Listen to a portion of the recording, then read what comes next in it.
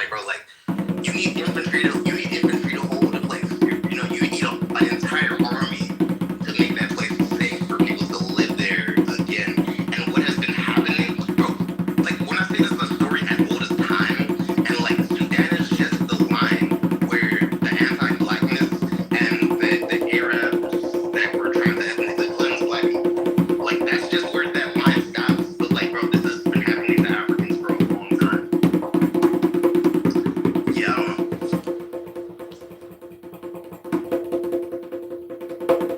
Especially when like the country's still getting money, the country's still like trading, like people who are wanting to trade with the Dubai, the Emirates, they're still trying to get resources out of there. So it's like they're not gonna like choke like South Africa and stop doing what they're doing.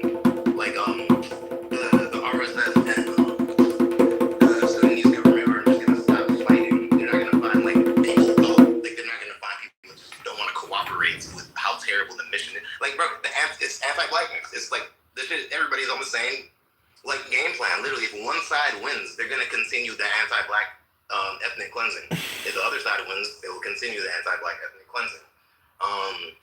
I don't know. Unless somebody else invades, or yeah, that's probably the clearest.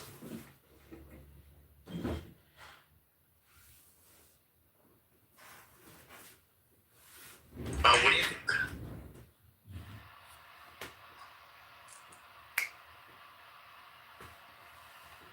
I don't know enough. Oh, I was going to say, what do you think historically has ended genocide? What has ended genocides? Yeah. Nuclear weapons. I'm just kidding. Military force. Or I think in the past, the way they ended is that the people got all killed. But now in the present, it's more like, states like collapse or there's war. Like, if we look at, like ancient things like Tamerlane or Genghis Khan, they just kill other people. And if you look at like modern day stuff, it's all also Hitler style. What ended this? I actually don't know what ended what's the Rwandan genocide? Like, was it? Actually, I have no idea what caused that stuff. Is that on it? Yeah, Paul Kagame and Rwanda invaded Rwanda. Paul Kagame and the Rwanda Patriotic Front was exiled outside Rwanda. They invade and then they take over Rwanda. That's what was the genocide. They were waiting for help from the international community, and they just were like, "Fuck it, nobody's gonna help us." So like, I don't know. Sometimes a good. I don't even like calling Paul Kagame a good guy, but in that case, he was a good guy with a gun. Wait, you would say that like ended? Wasn't that more like a triggered, prepared event? How do you mean?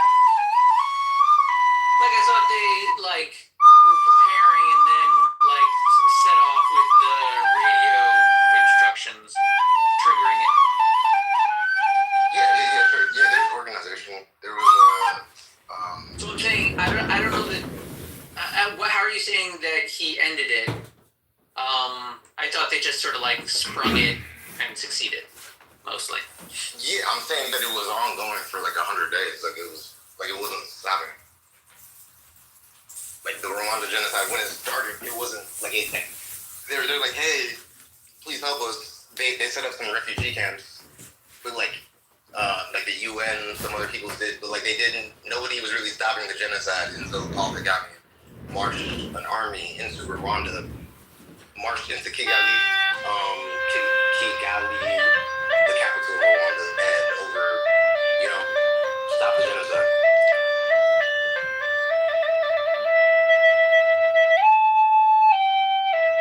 I asked ChatGPT what stops most genocides, and they claim it's like Sam said, military defeat, perpetrators' goals are reached. In some cases, the mass killing stopped because the group has been largely destroyed, displaced, or has assimilated under duress. Internal political changes, shifts in leadership, the death of the key perpetrator, and external intervention rarely is the primary cause. While direct humanitarian military intervention specifically to stop a mass murder is uncommon, the threat or use of force can be a factor. For instance, NATO's intervention in Kosovo and the UN peacekeeping mission in East Timor helped stop specific instances of mass killings, but these are the exceptions rather than the norm. In general, they do not stop on their own due to internal, moral, or ethical shifts. They require substantial external and internal pressure, and often military force or political upheaval. I don't know if that's helpful. Bleak. Yeah, what you get from that? Like, what do you think is the? I got from that is like most genocides are successful, and like they sufficiently destroy a people or there needs to be like leadership changes. I think the Armenian genocide ended when World War I ended, so there was geopolitical huge, events that could maybe change the situation on the ground. The Rwandan genocide, at least, backfired, presumably, right? The perpetrators were identified as genocidal and removed from power, and they failed to exterminate. Nah, it's not happening. Like, wait, who removed them from power? Wait. I thought, didn't they stop them when what's his face invaded, or wasn't it a switch? I'm saying Paul Kagame, the current president Yeah. of Rwanda, invaded in 1994. That's what stopped the military invasion. And then didn't that push the genociders out of power, or did it keep them in power? Yeah. It pushed them out of power. Yep. So wouldn't that be that the genociders failed?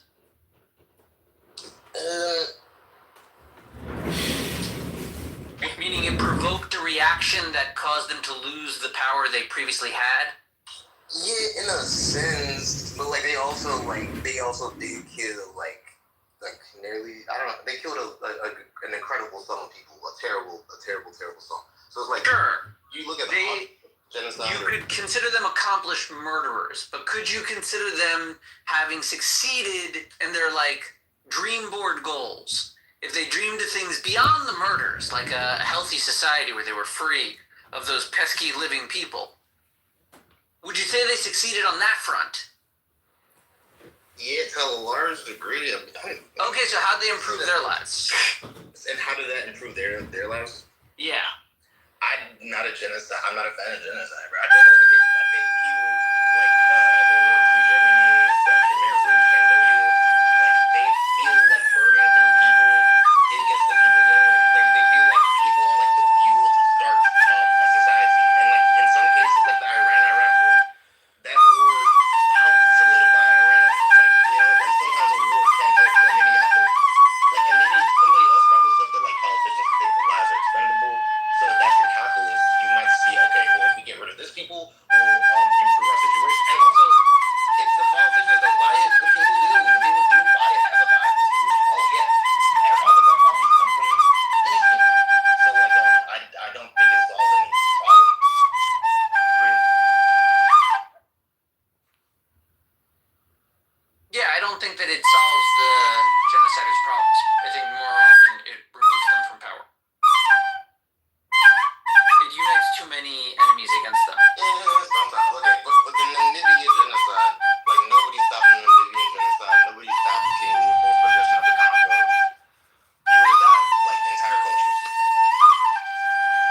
And have these genocide conventions that were established to prevent genocide, have they ever been used effectively? Do they even work? Have they ever stopped a genocide? Have they put pressure or in combination with other factors?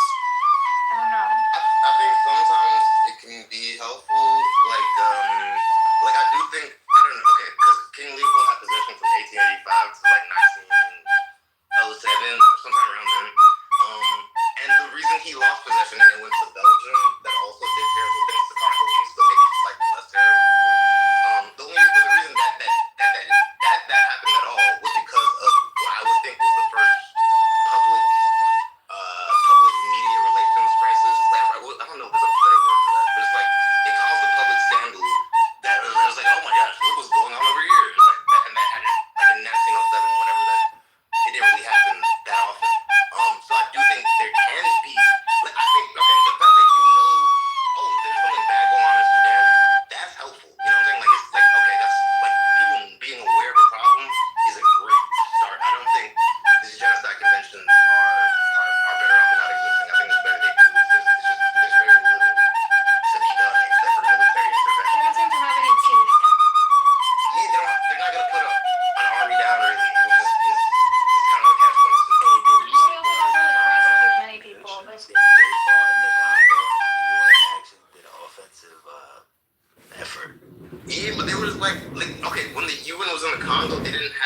artillery, they have limited air supports, like, because they're not trying to take over the country, bro. So it's like a lot of like warlords see the UN and they're like, oh fuck it, we can fight the UN. You heard about those Irish dudes there's like an Irish UN battalion that like they had a crazy ass not like last stand, but they fought up a bunch of like a warlord like Nazis. Wait, I'm still caught on genocide conventions. So in the same way that there are like sneaker conventions, there are genocide conventions. Is that what we're talking about? The laws that were put in place after World War II to prevent genocide. Oh, like the Geneva Convention. Okay. So Statue Teeth gives you buckets for why different genocides ended. So it's got bucket 1, the extermination basically completed. It's got a large number of those. And it's got the perpetrators were militarily defeated by external force. It's got some of those. It's got genocidal phase of conquest ends once rule is consolidated. So it doesn't finish wiping people out, but the power is consolidated to stop doing the genocide. And they give a few examples of that, much less. And then they have campaign shuts down or dialed back by perpetrators' own central authority. They got a small number of those.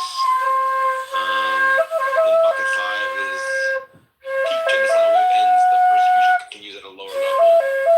And then they have 2 of those. So it seems like the number 2 ways that usually goes down is either they kill them all or they get stopped by some other foreign military. There's other things that can happen, but those are the 2 main ones I think.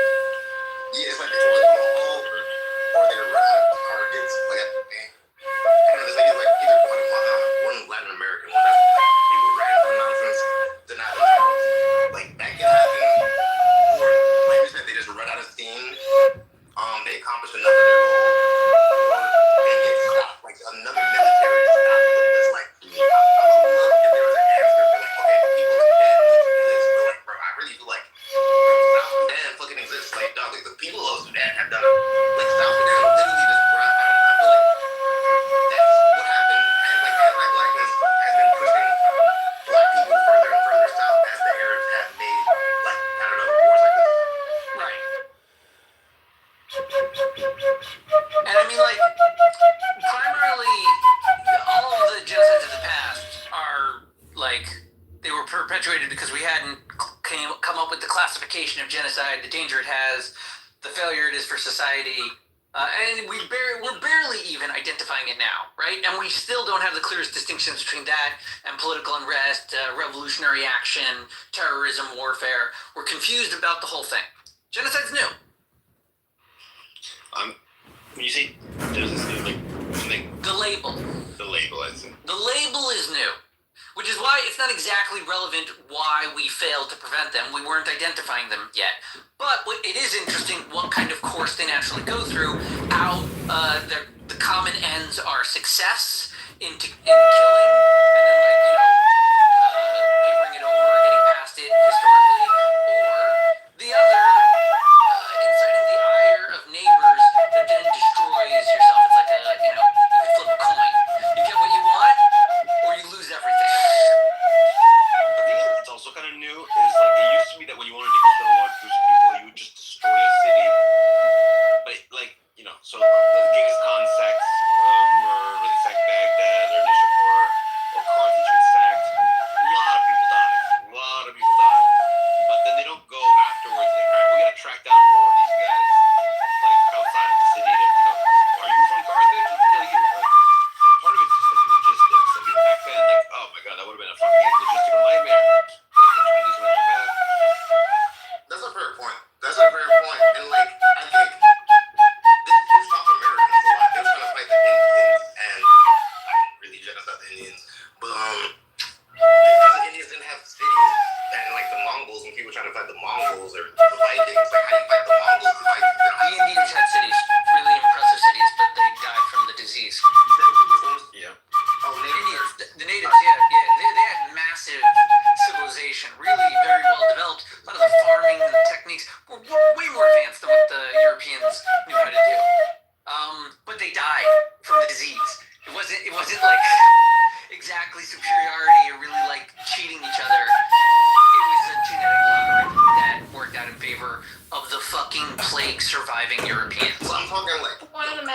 guns also. Yeah, guns. One side. Guns, like, I mean, That Yeah, worked both sides. The natives got the guns quick. they have shittier guns though. They're like, yo, around 1800s, like 30 years of gun technology makes a difference. I'm thinking like Custer's Last Stand. Yeah, guns were kind of bullshit back then. They were pretty good, but the natives picked them up too.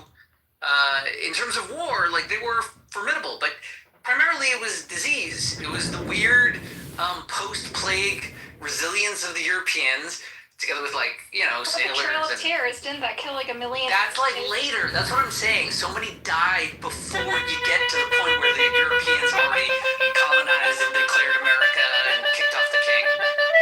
There's history to These are all stages of a genocide. Trail of Tears only killed that many people. I thought a lot. It says 13,000, 2,000. But if you compare that to the millions, 13,000 too many. but if you compare that to the millions that died from disease, it's kind of a drop in the bucket compared to the overall thing that happened is that diseases fucking wiped them out. Including diabetes, which they're still dealing with. Didn't they intentionally give them smallpox blankets? There's only one example of that happening. I think it's about 4 quarters or something like that. It was mostly by accident. It wasn't like a policy. There's only one example. Where did they catch it? How do we know? How do we study it? Because they were meeting with each other. They traded. And they all had smallpox? A lot of the stuff would spread on the goods that they would give. Like they would trade items with each other, and then the goods would have the diseases on them. What's the story in this room? Yeah, I understand disease killed a lot of native First Nations people, but just like, even still, things like Custer's Last Stand, Trail of Tears, Andrew Jackson exist. Like, there's still extermination attempts when they found gold on Native American land. Or at least ethnic cleansing attempts. This is probably part. Custer's Last Stand is when the Indians killed Custer. Yeah. But like, Custer was trying to track down the Indians. He was trying to track down the Indians to get a stand-up fight with them, and then he got ambushed. And Indian is like Native Americans, because I'm from Bangladesh. I'm just wondering, what are you talking about? Native Americans, yeah. Yes. In the literature of this era, they are referred to as Indians. Or First The Nations. way language works, languages have homophones. Like when you say like I'm gonna go back in time, and I have a back, like a human back, with like different concepts that are the same word, And if it's any consolation, calling them Indians is a nod to the impressive stupidity of the Europeans calling anyone an Indian. That's not stupid. Wasn't it the idea that I know it's impressive. They still discovered that. We gotta clap. they discovered a place where it was not India. They wanted to find the route to India, right? I think we can all agree what they found was way better. I think, whoa, that's so ignorant. I think we should stop also a lot of Native Americans too. Like, that's the phrase that they So say. ignorant. I'm leaving the chat. Sorry. Talking to them. That guy's profile was the most woke thing I've ever seen ever. Oh no. Am I gonna be canceled? So like, let's take a quick look at this. Black Lives Matter, trans visibility, pro-choice, intersectional, youth voices count, end violence against women. It's just like that. There's many more. It's just got all the buckets. My guy loves his wokeness. Wait, that guy who was just here. Yeah, the one that was like, oh, how come you're calling them Indians if they're not from India? Right. He was trying to virtue signal. Didn't find anyone receptive to his signals. I mean, he's not wrong, but yeah. He's not wrong, but it's also pointless. It doesn't add to the conversation. No one's espousing a great sensitivity to El the Normo. insensitivity of that issue. I've It's lured just you in, irrelevant. El Normo, to Whatever. my Who cares? Mikhail web of I despair. took notice, Mixed, that earlier you were I saying... tricked you, El natives, and I was Normo. I like, found you. That's a good idea. I Because got that's you, El accurate, Normo. I got you. Yeah, no, it's Cooking correct. away, get your But dopamine. like, you have to make space for people to express. Huh? Is it coming up? The good part? Confusing to me. I understand the literature then said it, but it is confusing. If you think Now we're just Buttercup's the kind of good picking part, apart then yeah. people from India. This is live. What? Is this use the room right Like, we do need a This better is name Sam than Rosen's room. We do have a better name than Indians. I'm just I know you saying got that some beef from with that Sam. You put area your referred to picture as up the other Indians. night. You called him a little disgusting Mistakenly. punk, and that's exactly what he is. It doesn't really matter, right? Yeah, it makes me want to Yeah, I don't even think it's a mistake though. I think that's just very intentional to alienate a people from a place. Yeah. This I has thought they been a thought good they- one. I thought they Simple othering. believed. I thought they believed they arrived at India at first, and that's why they called them Indians. That's what they said. I mean, when at some point they were aware that they weren't in India and continued using the moniker Indians, which is a dismissal of the relevant distinctions. They didn't care. They were fine with calling them Indians. Right? It's like we're not in India, but those are Indians. Okay, like They look kind of similarly shaded. And let's also say, I'm not 100% sure India was the name of India at the time. Wasn't it like Indus or Hodus? No, The river valley? India now. Hodu? no, that's like biblical. By the way, Indians have never made a Yeah. thing in their life. Just an India. I don't remember what the thing was. It was not Hodu. Well, you have to Indus Alright, I'm river gonna valley.